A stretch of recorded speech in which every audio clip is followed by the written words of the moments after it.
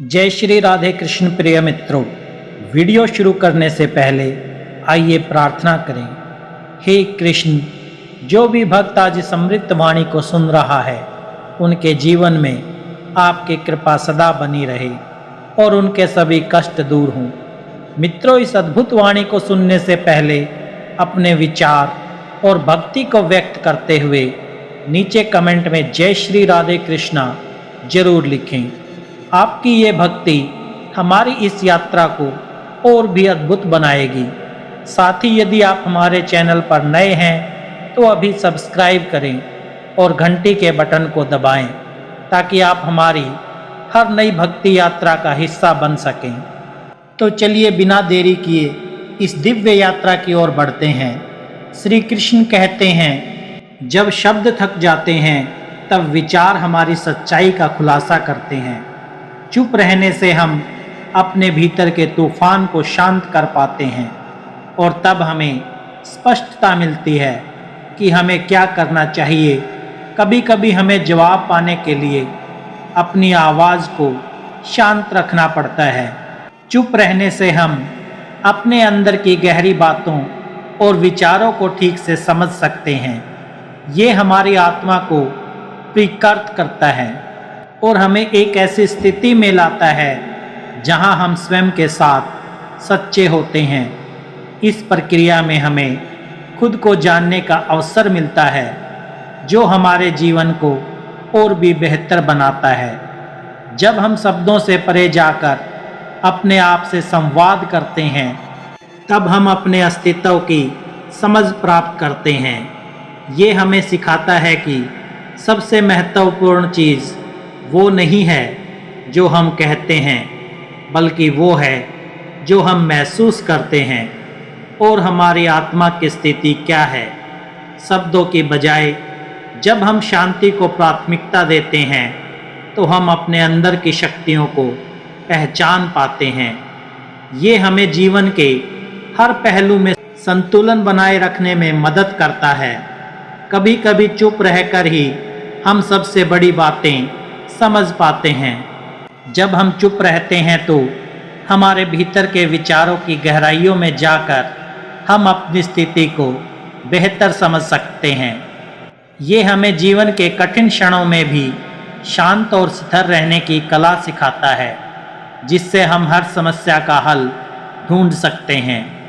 जब शब्दों की अधिकता हमें थका देती है, तब हमारे चुप रहने से हमें अपार शांति मिलती है। इस शांति में हम अपने जीवन के उद्देश्य को समझने लगते हैं और अपने रास्ते पर आगे बढ़ने का साहस जुटाते हैं। जब हम दूसरों से ज़्यादा खुद से बात करने की आदत डालते हैं तो हमें अपने जीवन में नई दिशा मिलती है।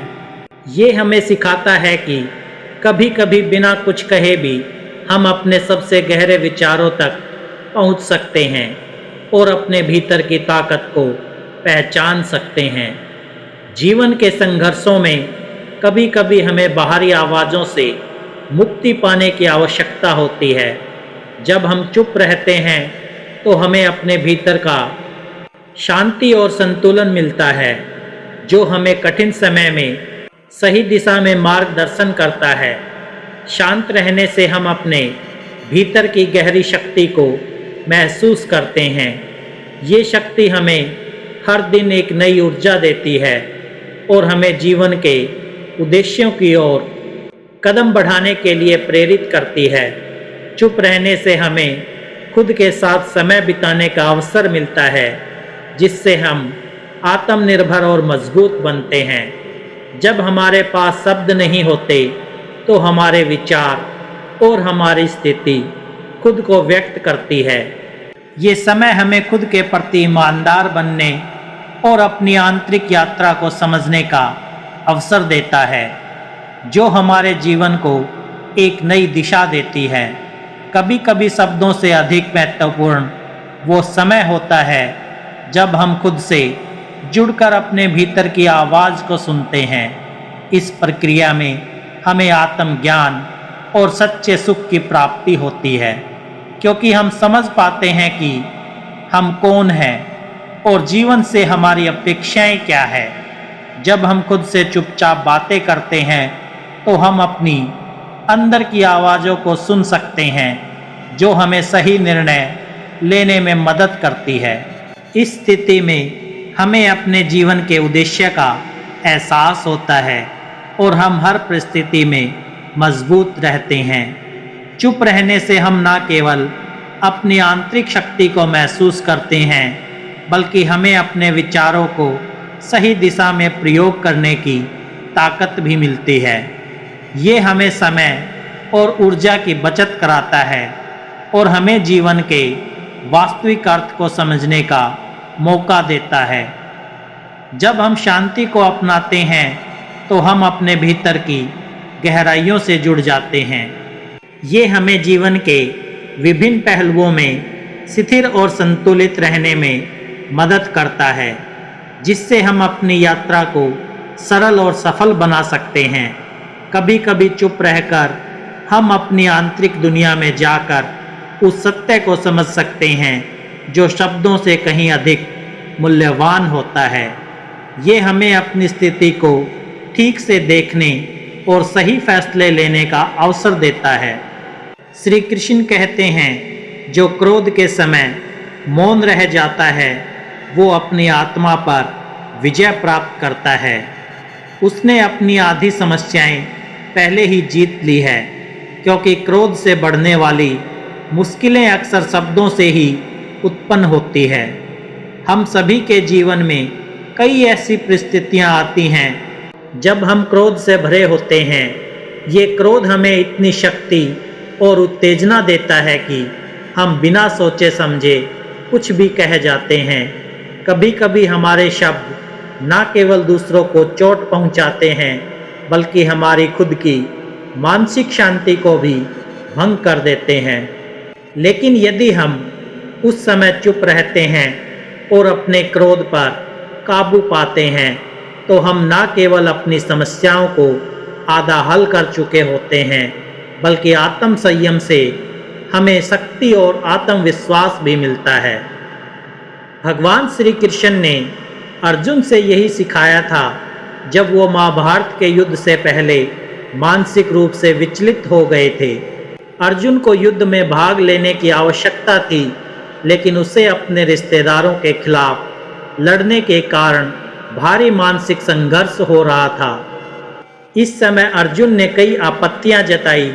क्रोधित होकर श्री कृष्ण से कह दिया कि वो युद्ध नहीं करेंगे, लेकिन श्री कृष्ण ने उसे चुप करवा दिया और उसे ये समझाया कि क्रोध और उत्तेजना के तहत लिए गए निर्णय कभी भी सही नहीं हो सकते। उन्होंने अर्जुन से कहा, क्रोध से केवल मानसिक अशांति होती है और जब मन अशांत होता है तो कोई भी सही निर्णय नहीं लिया जा सकता। इसी प्रकार जीवन में जब भी हम क्रोधित होते हैं तो हमारे भीतर की शांति और बुद्धिमत्ता चली जाती है। क्रोध हमारे विचारों को धुंधला कर देता है और हम बिना सोचे समझे चीज़ों को कह देते हैं, जिनका हमें बाद में पछतावा होता है। उदाहरण के तौर पर, अगर कोई व्यक्ति हमें गुस्से में आकर अपमानित करता है तो हमारे भीतर ये उत्तेजना उत्पन्न हो सकती है कि हम भी उसे अपमानित करें या गुस्से में जवाब दें। लेकिन यदि हम उस समय चुप रहते हैं, अपने क्रोध को काबू में रखते हैं, तो न केवल हम अपनी मानसिक स्थिति को स्थिर बनाए रखते हैं, बल्कि सामने वाले को ये भी एहसास होता है कि उसके क्रोध का हमारे ऊपर कोई असर नहीं हुआ। यही स्थिति में श्रेष्ठता और आत्मनिर्भरता होती है। एक प्रसिद्ध कहानी एक संत की, जो किसी यात्रा पर जा रहे थे। रास्ते में उन्हें एक व्यक्ति मिला जिसने उन्हें गुस्से में आकर अपमानित किया और कठोर शब्द कहे। संत शांत रहे, कुछ नहीं कहा और आगे बढ़ते गए। उनके शिष्य ने देखा और संत से पूछा, गुरुजी, उस व्यक्ति ने आपको अपमानित किया, आपने कुछ क्यों नहीं कहा? संत मुस्कुराए और बोले, अगर कोई तुम्हें कोई वस्तु दे और तुम उसे ना लो तो वो वस्तु किसके पास रहती है? शिष्य ने उत्तर दिया, वो वस्तु उस व्यक्ति के पास रहती है। संत बोले, इसी तरह जब कोई हमें गुस्से में आकर अपमानित करता है तो अगर हम उसे स्वीकार नहीं करते तो वो अपमान उसी व्यक्ति के पास रहता है। इससे ये स्पष्ट होता है कि जो व्यक्ति अपने क्रोध को नियंत्रित कर लेता है और मौन रहता है, वो अपने जीवन की आदि समस्याओं से ऊपर उठ जाता है। क्रोध के समय मौन रहकर हम अपनी ऊर्जा को बचाते हैं और अपनी शांति बनाए रखते हैं। साथ ही हम अपनी बुद्धिमत्ता का सही उपयोग कर पाते हैं और अपने जीवन को संतुलित रूप से जीने में सक्षम होते हैं। श्री कृष्ण का ये उपदेश हमें ये समझने में मदद करता है कि क्रोध पर विजय प्राप्त करने के लिए मौन रखना एक प्रभावी और शक्तिशाली तरीका है। जब हम अपने क्रोध को नियंत्रित करते हैं तो हम जीवन में आने वाली कई समस्याओं से खुद को बचा लेते हैं। श्री कृष्ण कहते हैं, मौन से केवल शब्द की ऊर्जा नहीं बचती, बल्कि ये हमारी मानसिक ऊर्जा को भी संरक्षित करता है। जब हम अपनी ऊर्जा का सही उपयोग करते हैं तो हम अपने जीवन के उद्देश्य को प्राप्त करने के अधिक करीब पहुंच जाते हैं। हमारे जीवन में ऊर्जा का बहुत बड़ा महत्व है। शारीरिक, मानसिक और भावनात्मक ऊर्जा, इन सब का सही दिशा में प्रयोग करना जरूरी है ताकि हम अपने लक्ष्य को प्राप्त कर सकें। लेकिन अक्सर हम बिना सोचे समझे अपनी ऊर्जा का बहुत बड़ा हिस्सा अनावश्यक बातों, तर्कों और बहसों में गंवा देते हैं। जब हम गुस्से में आते हैं तो किसी से बहस करते हैं तो हम अपनी मानसिक और शारीरिक ऊर्जा को व्यर्थ में खर्च कर देते हैं। यहाँ पर मौन एक शक्तिशाली साधन के रूप में सामने आता है। मौन रखने से न केवल हमारी वाणी पर नियंत्रण रहता है, बल्कि हमारे मन और शरीर की ऊर्जा भी बचती है। जब हम शांत रहते हैं तो हमारा मन एकाग्र हो जाता है और हम सोच समझकर निर्णय लेते हैं। साथ ही जब हम किसी से तर्क या विवाद में नहीं पड़ते तो हमारे शरीर की ऊर्जा भी व्यर्थ नहीं जाती। इसके बदले हम उस ऊर्जा का उपयोग अपने लक्ष्य की ओर बढ़ने में कर सकते हैं। भगवान श्री कृष्ण ने अर्जुन को ये उपदेश दिया था कि युद्ध के मैदान में उसकी ऊर्जा और मानसिक स्थिति सबसे महत्वपूर्ण है। अर्जुन जब गुस्से में आकर, क्रोधित होकर और भयभीत होकर निर्णय लेने लगता है, तब वो अपनी मानसिक ऊर्जा गंवा देता है। श्री कृष्ण ने अर्जुन से कहा, जब तुम गुस्से में हो तो तुम्हारे विचार उलझ जाते हैं और तुम्हारी ऊर्जा नष्ट हो जाती है। तुम सोच नहीं पाते कि सही निर्णय क्या होगा। श्री कृष्ण ने अर्जुन को ये समझाया कि यदि वो अपनी मानसिक शांति बनाए रखेगा और अपने विचारों को शांत रखेगा तो वो न केवल बेहतर तरीके से निर्णय ले पाएगा, बल्कि वो अपनी ऊर्जा का सही दिशा में उपयोग भी करेगा। एक बहुत अच्छा उदाहरण हम देख सकते हैं एक खेल की प्रतियोगिता में। जब एक खिलाड़ी मैच के दौरान मानसिक रूप से शांत और एकाग्र रहता है तो उसकी ऊर्जा का उपयोग सही दिशा में होता है। वही खिलाड़ी जब गुस्से में आकर अपना आपा खो देता है तो वो अपनी शारीरिक और मानसिक ऊर्जा को व्यर्थ गंवा देता है। वह थका हुआ महसूस करता है, उसके खेल में प्रदर्शन गिर जाता है और अंत में वो हार जाता है। इसलिए अगर हम अपनी ऊर्जा को बचाए रखें और उसे अपने सही लक्ष्य की ओर केंद्रित करें तो हम न केवल जीवन की बाधाओं से पार पा सकते हैं, बल्कि अपनी मंजिल तक पहुंचने में भी सफलता प्राप्त कर सकते हैं। श्री कृष्ण का ये उपदेश हमसे ये कहता है कि मौन से हम न केवल शब्दों की ऊर्जा बचाते हैं, बल्कि हमारे विचारों और कार्यों की ऊर्जा भी संरक्षित रहती है। जब हम अपनी ऊर्जा को सही तरीके से उपयोग करते हैं तो हम अपने जीवन के उद्देश्य की ओर प्रभावी तरीके से बढ़ते हैं और सफलता की ओर कदम बढ़ाते हैं। श्री कृष्ण कहते हैं, जो व्यक्ति अपने कार्यों से दूसरों को उत्तर देता है वो सबसे अधिक समझदार होता है। शब्दों से ज़्यादा महत्वपूर्ण उनके कर्म होते हैं, क्योंकि वे ही उसकी असली पहचान बनाते हैं। हमारे जीवन में कई बार ऐसा होता है कि लोग हमारे बारे में कुछ कहते हैं या हमें गलत समझते हैं। कभी कभी ये आलोचनाएं इतनी तीव्र होती हैं कि हमें लगता है कि हमें उनका उत्तर देना चाहिए, अपनी सफाई पेश करनी चाहिए या उन्हें ये साबित करना चाहिए कि हम सही हैं।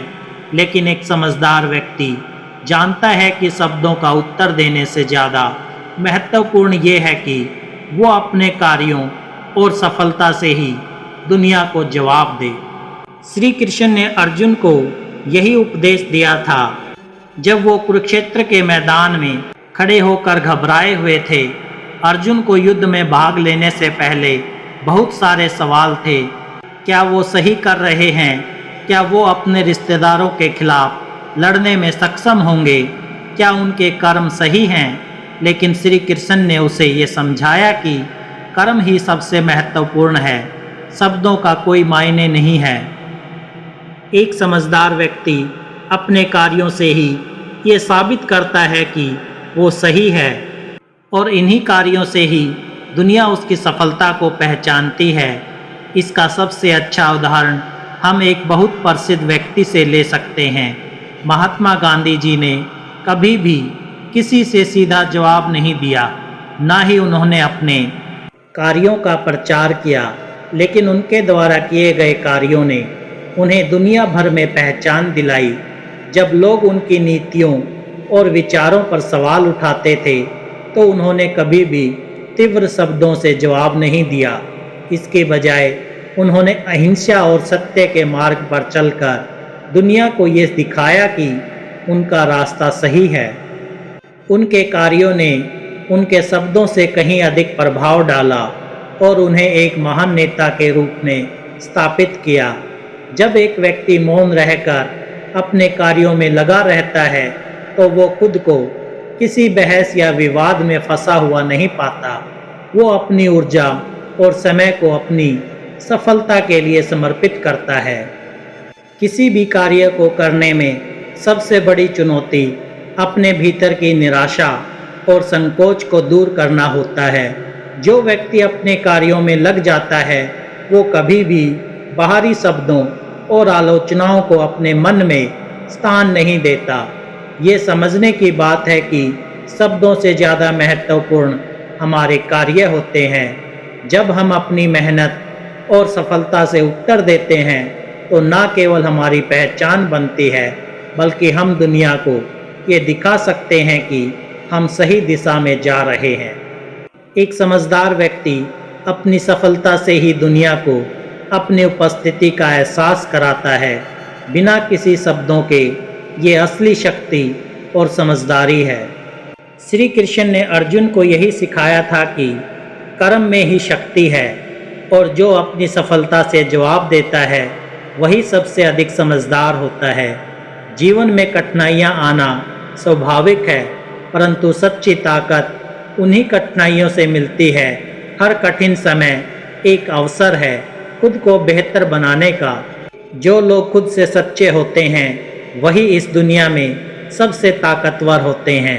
अपने सत्य से कभी समझौता मत करो। जब भी आपको लगे कि आप अकेले हैं, याद रखिए कि आप अपनी सबसे बड़ी ताकत के साथ हैं और वो है आपका आत्मविश्वास।